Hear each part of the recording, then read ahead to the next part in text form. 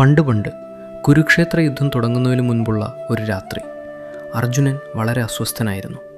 നാളെ യുദ്ധം തുടങ്ങുകയാണ്. തൻ്റെ മുൻപിൽ നിൽക്കുന്നത് സ്വന്തം ബന്ധുക്കളാണ്. അർജുനന് ഉറക്കം വന്നില്ല. അവൻ പതുക്കെ ശ്രീകൃഷ്ണൻ്റെ അടുത്തേക്ക് ചെന്നു.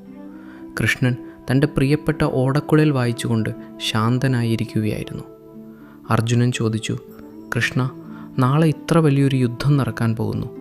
അങ്ങെങ്ങനെയാണ് ഇത്ര ശാന്തനായിരിക്കുന്നത്? അങ്ങേക്ക് പേടിയില്ലേ?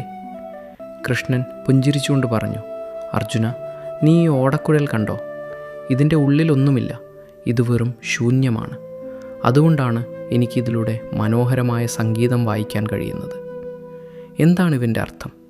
കൃഷ്ണൻ അർജുനനോട് പറഞ്ഞത് ഇതാണ്: നമ്മുടെ മനസ്സിൽ ദേഷ്യം, പേടി, വാശി എന്നിവ നിറച്ചു വെച്ചാൽ നമുക്ക് സമാധാനമായിരിക്കാൻ കഴിയില്ല. പകരം ഒരു ഓടക്കുഴൽ പോലെ നമ്മുടെ മനസ്സിനെ ശാന്തവും ശുദ്ധവുമായി വയ്ക്കുക. അപ്പോൾ ദൈവം നമ്മുടെ ജീവിതത്തിൽ സന്തോഷത്തിൻ്റെ സംഗീതം നിറയ്ക്കും. നീ നിൻ്റെ കടമ ചെയ്യുക, ബാക്കിയെല്ലാം എന്നിൽ വിശ്വസിക്കുക എന്ന് കൃഷ്ണൻ അർജുനനെ സമാധാനിപ്പിച്ചു. ആ വാക്കുകൾ കേട്ടപ്പോൾ അർജുനൻ്റെ പേടി മാറി. അവൻ സുഖമായി ഉറങ്ങി.